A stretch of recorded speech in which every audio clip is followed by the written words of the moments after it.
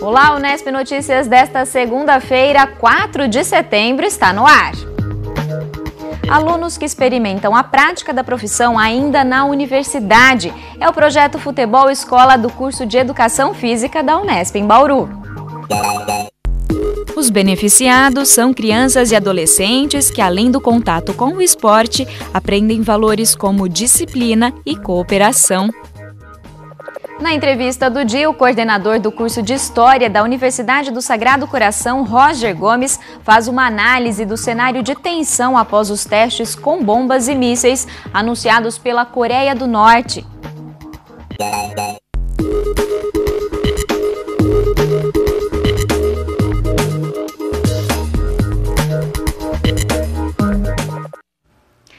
Boa noite. Desde 2006, um projeto do curso de Educação Física da Unesp em Bauru utiliza o futebol para auxiliar na formação de crianças e adolescentes. Além de estimular a prática de atividades físicas, o objetivo é transmitir valores importantes dentro e fora das quadras. A estrela da reportagem ainda está assim, paradinha, só esperando chegar o momento dela. Daqui a pouco, ela vai trabalhar muito. Enquanto isso, é hora de alongar braços e pernas e fazer um aquecimento divertido, uma espécie de pega-pega dos coletes.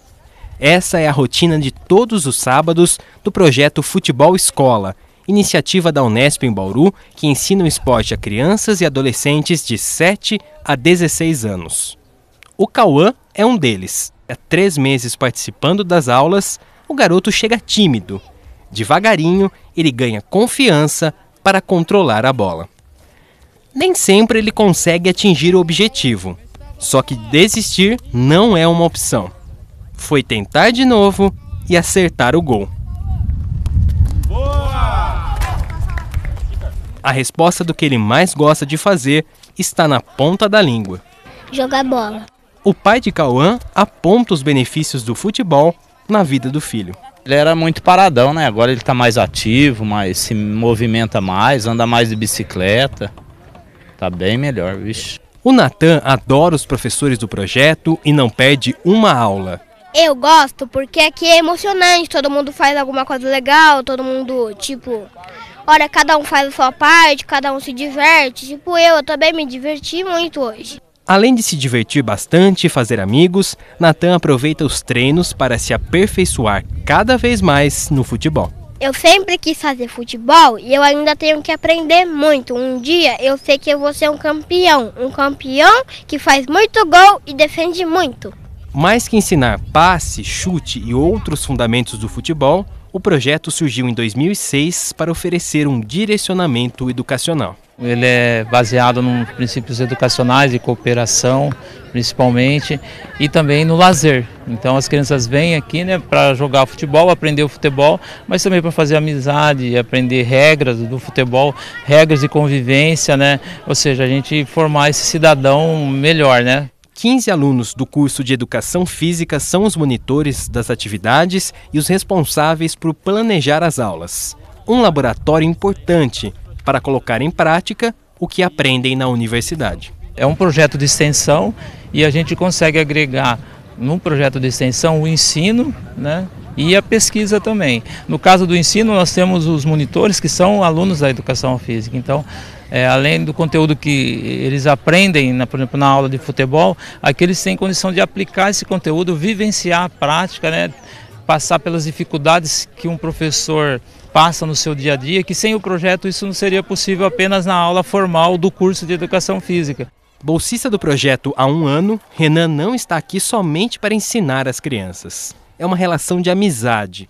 Até as atividades são feitas levando em conta a preferência da garotada. Todo sábado a gente pergunta, tem uma conversa inicial, pergunta como que foi a semana, como que eles estão. Não é só simplesmente eles virem, a gente passar a atividade e ir embora. Tem um vínculo de amizade com os alunos, os novos também a gente dá uma atenção um pouquinho mais para os novos alunos, para que eles se interajam com os alunos mais velhos. E assim vai criando um ciclo de amizade. Então a gente sempre pergunta como que está a vida deles na escola, se eles estão bem, se eles estão gostando dos professores, daqui e os de lá também. Então é meio assim mais um vínculo de amizade com eles.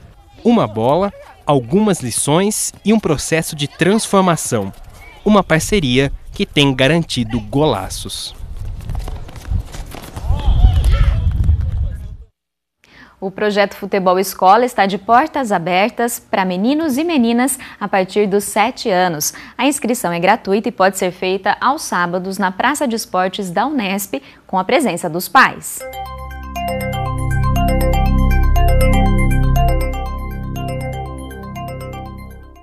Setembro começou seco aqui na nossa região. Vamos saber se vem mudança ao longo desta semana. As informações da meteorologista Rita Cerqueira Lopes no Boletim do IPMET.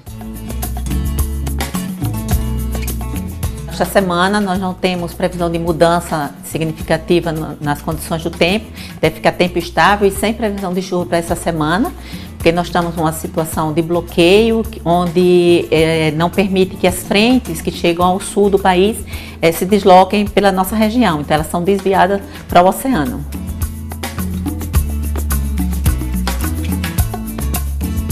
As temperaturas mínimas elas vão ficar amenas, né? Em torno dos 12, 14 graus, e as máximas vai estar em elevação, né? Então as máximas vão ficar em torno de 30, 32 graus, subindo no decorrer da semana, gradativamente.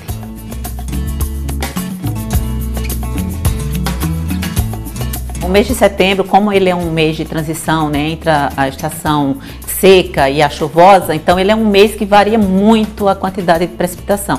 Tem anos que a precipitação chega a zero ou próximo de zero, e em outros anos ficam acima de 100 milímetros, né? A tendência é que, à medida que a gente vai andando dentro do mês de setembro, vai se aproximando do final, a tendência é que a chuva vai tendo a recuperação nas ocorrências de chuva.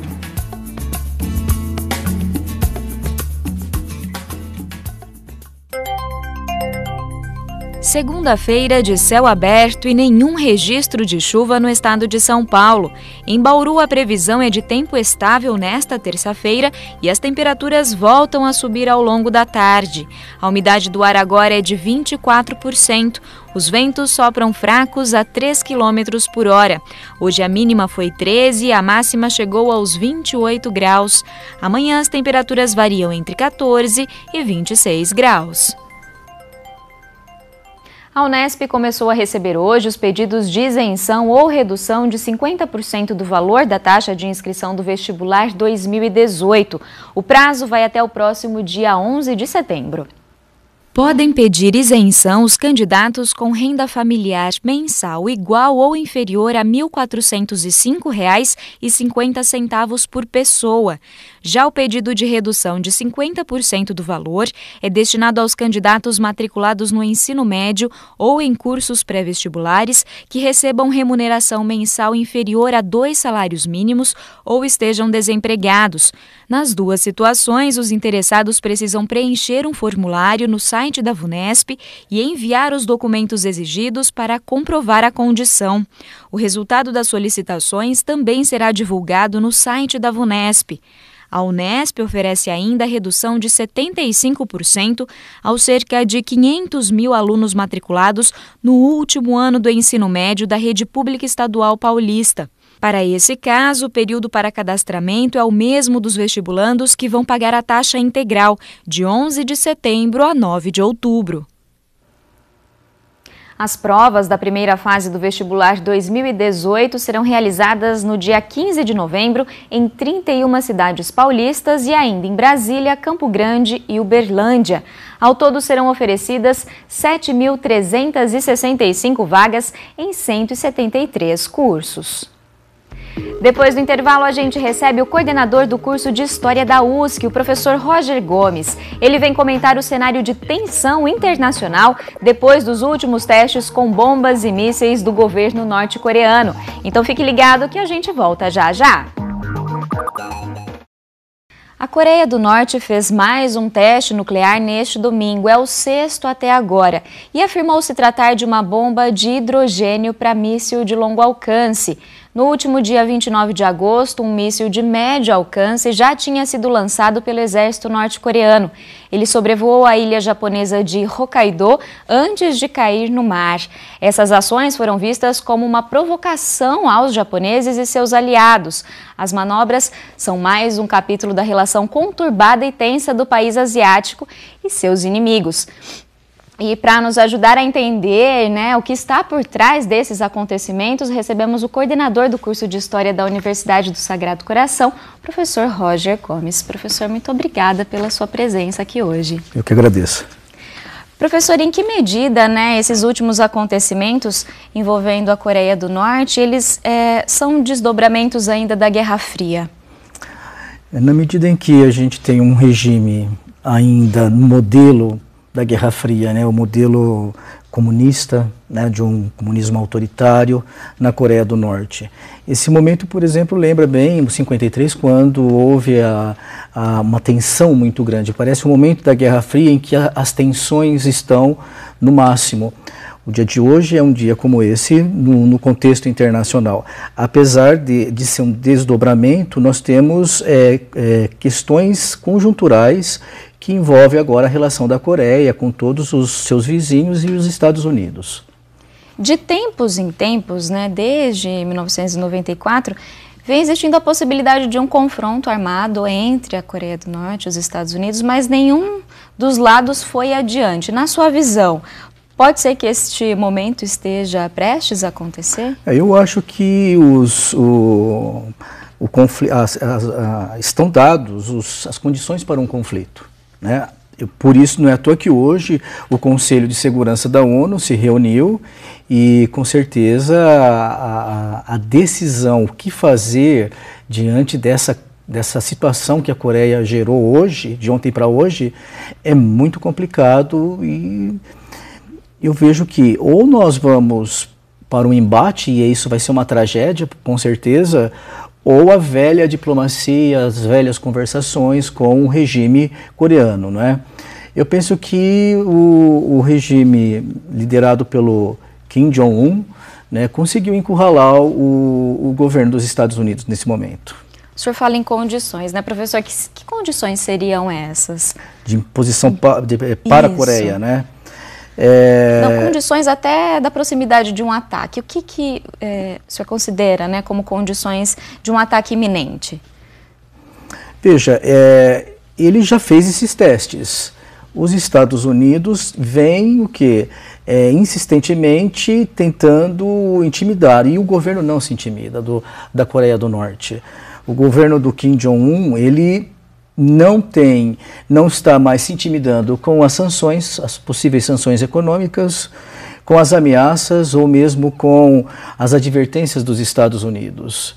Esses testes são o quê? Uma prova de que ele realmente está enfrentando e chamando para a conversação, para a conversa, o governo dos Estados Unidos e seus aliados ali em relação a essa questão da Coreia, né? Mas são dois líderes bastante instáveis, né? Como que você avalia esse perfil dos dois? É assim, no caso do Trump, a gente já tem alguma noção de como que ele é bem instável mesmo, mas ele representa uma força dentro dos Estados Unidos, ele não vai fazer as coisas sozinho também, né? O governo, com certeza, dos Estados Unidos, nesse momento, deve estar reunido numa tensão muito grande. O governo coreano, nós temos que entender que, assim, não dá para reduzir o papel todo na figura do ditador. Existem mais coisas ali dentro que nós não estamos dando conta. O regime coreano, desde 1977, ele instalou uma ideologia chamada Juche. A ideologia Juche é uma ideologia que substituiu o marxismo-leninismo, de maneira tradicional stalinista, por algo mais coreano, vamos dizer assim, por um socialismo mais coreano, firmado em três bases. Seria a autossuficiência econômica, não é? A independência geopolítica e a autossuficiência militar. Então, é uma ideologia que inclusive prega o culto ao líder, como a gente tem visto, e isso vem se fortalecendo. e respaldada por uma prática, uma ideologia também, que é o Songun, que é a militarização da Coreia. Então eles estão dando muito foco. O que isso leva? Leva a uma elite militar dentro da Coreia do Norte, que faz parte do jogo do poder. Você pode ver que todas as imagens do próprio ditador, ele está rodeado dos seus generais. Então essa elite que está no poder também está ali instalada há muito tempo. Isso tem que ser considerado. Então, ele não está sozinho nisso. Ele tem todo um regime que o sustenta e que retroalimenta essas posições que ele, enquanto ditador, está tomando ali. Então, é um regime militarista, entendeu? Militarizado, que obviamente está fazendo aquilo que se esperava. Provocações, testes com essas armas nucleares, tudo isso é um possível confronto, né, com o Japão, com a Coreia do Sul especificamente, né? A gente já mencionou aqui as sanções econômicas que o governo norte-coreano vinha sofrendo e hoje, na reunião do Conselho de Segurança da ONU, os Estados Unidos pediram medidas mais punitivas. Na sua avaliação, isso é suficiente para barrar uma possível deflagração dessa guerra? Olha, eu penso que a estratégia dos Estados Unidos com essa colocação é forçar, na verdade, a China a ser uma mediadora com a Coreia, porque a tensão é tão grande já entre os Estados Unidos e seus aliados em relação à Coreia, que agora ele não tem mais recurso, a China vai ter que intervir, né? E o próprio regime do coreano também, de uma certa forma, está forçando o quê? A China a entrar nesta negociação, tomar uma posição mais assertiva em relação a esse confronto dos dois lados. Não tem como, eu acho que a China ela vai ter que se posicionar de uma forma mais firme nessa relação e talvez seja a mediadora mesmo desse conflito, nesse momento.